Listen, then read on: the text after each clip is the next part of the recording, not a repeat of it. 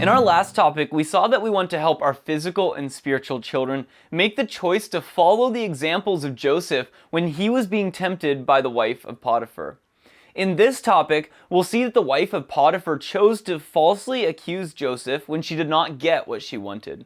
Genesis 39:13 through 15 says, "And so it was, when she saw that he had left his garments in her hand and fled outside, that she called to the men of her house and spoke to them, saying, 'See, he has brought in to us a Hebrew to mock us.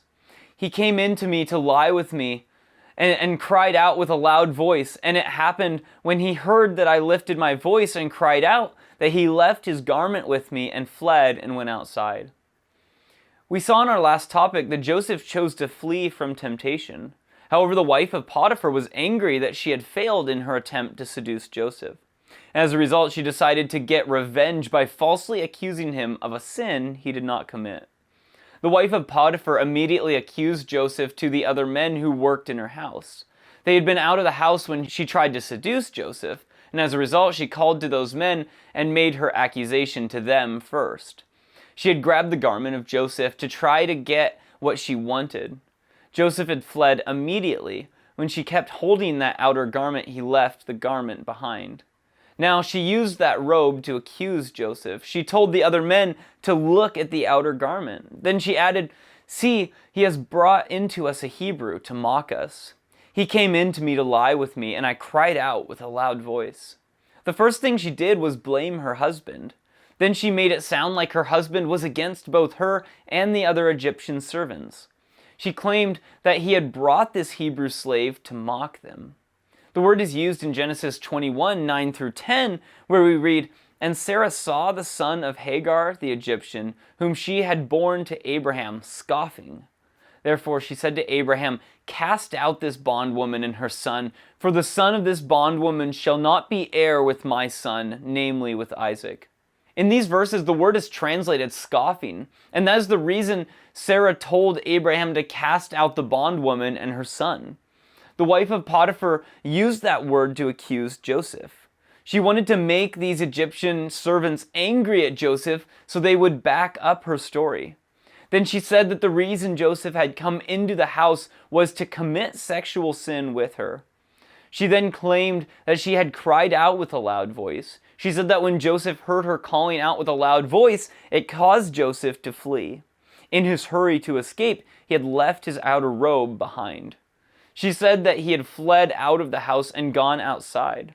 In her efforts to get revenge, because Joseph had rejected her attempts to seduce him, she made it sound like he was the very evil man. She said he had only fled from the house because of her cries.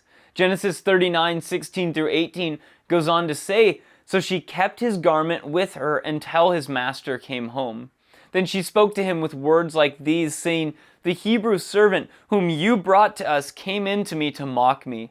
So it happened, as I lifted my voice and cried out, that he left his garment with me and fled outside.'" The wife of Potiphar kept the outer garment she had pulled off Joseph as he fled and waited for her husband to come home. When he came home, she repeated the lies she had told to the Egyptian servants. She again called Joseph the Hebrew servant.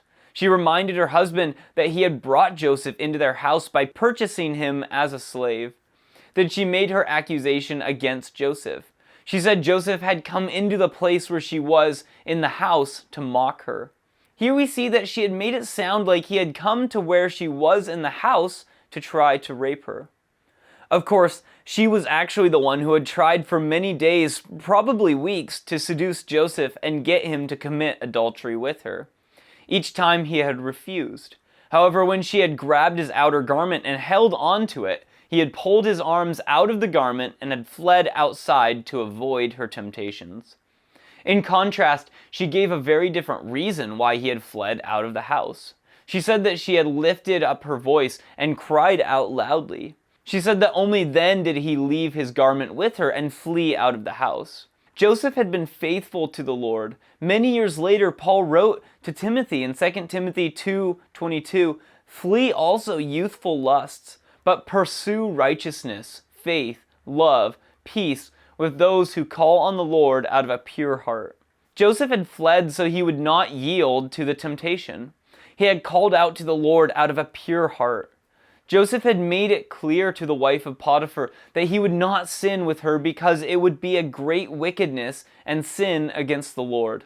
However, the wife of Potiphar, who had not been able to carry out her own sinful desires, falsely accused Joseph of the very sin he had refused to commit. We go on to read what Potiphar did when he heard the false accusations of his wife. Genesis 39:19-23 says, "So it was, when his master heard the words which his wife spoke to him, saying, 'Your servant did to me after this manner,' that his anger was aroused. Then Joseph's master took him and put him into the prison, a place where the king's prisoners were confined. And he was there in the prison, but the Lord was with Joseph, and showed him mercy, and he gave him favor in the sight of the keeper of the prison. And the keeper of the prison committed to Joseph's hand all the prisoners who were in the prison. Whatever they did there, it was his doing." The keeper of the prison did not look into anything that was under Joseph's authority, because the Lord was with him, and whatever he did, the Lord made it prosper. Here we see that because he was falsely accused, Joseph was put into the prison where the prisoners of the king were confined. Potiphar was very angry when he heard the words of his wife. Since Joseph was a slave, his master could put him to death. However, his master chose to put Joseph into the royal prison instead. This may have been due to the fact that even though Potiphar was very angry, he was not convinced that Joseph was guilty. Meanwhile, the Lord allowed Joseph to be placed in the prison because the Lord was working to prepare Joseph for the future ministry the Lord had for him. James 1:12 says, "Blessed is the man who endures temptation, for when he has been approved, he will receive the crown of life, which the Lord has promised to those who love him." Joseph had experienced temptation and would continue to experience additional testing in prison for several years. However, Genesis 39:21 says, "But the Lord was with Joseph and showed him mercy, and he gave him favor in the sight of the keeper of the prison." While serving Potiphar, Joseph had learned to manage everything that belonged to Potiphar. Now he was in prison, even though he had chosen to do what was right. We're reminded that the Lord was with Joseph while he was in prison. The Lord also chose to show mercy to Joseph in that prison, and the Lord gave Joseph favor in the sight of the keeper of the prison. This favor came from the Lord because the Lord was going to use the prison to prepare Joseph for the future. Like Potiphar, the keeper of the prison soon learned that Joseph was a good administrator, and the keeper of the prison soon committed all of the prisoners in the prison into the hand of Joseph. The word translated committed is used more than 2,000 times in the Old Testament. Slightly more than half of the time, 1,078 times, the word is translated give. Here we see that the keeper of the prison gave Joseph the responsibility for the particular work that was done by all of the prisoners in the prison. In Genesis 40 verse 17 we read, "In the uppermost basket were all the kinds of baked goods for Pharaoh, and the birds ate them out of the basket on my head." In this case, the baker had made the baked goods for Pharaoh when being sent to the prison. In the prison, each prisoner had a responsibility to do certain things. Joseph became the man who assigned tasks to each prisoner. The keeper of the prison had delegated to Joseph the responsibility for assigning the tasks that each prisoner was to do. The keeper of the prison was so confident in the abilities of the Lord had given Joseph that he did not even inspect the tasks Joseph assigned the other prisoners to do. This shows us that the keeper of the prison knew Joseph would make certain the various tasks were done properly by the other prisoners. However, Joseph did not depend on his own abilities. Instead, we read that the Lord was with Joseph. Here we see the real key to effectively doing whatever the Lord gives us to do. When the Lord is with us, we can trust Him to guide us. Proverbs 3:5-6 says, "Trust in the Lord with all your heart, and lean not on your own understanding. In all your ways acknowledge Him, and He shall direct your paths."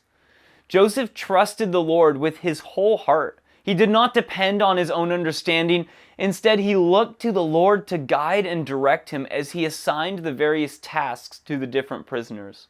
The result was that the Lord directed him and guided his decisions. we read that the Lord made everything Joseph did prosper. In the same way, we want to help our physical and spiritual children learn to depend on the Lord to guide them in the things they do and direct their paths in whatever work the Lord has for them. May the Lord richly bless you as you help your children learn to seek the understanding and direction of the Lord in all that they do.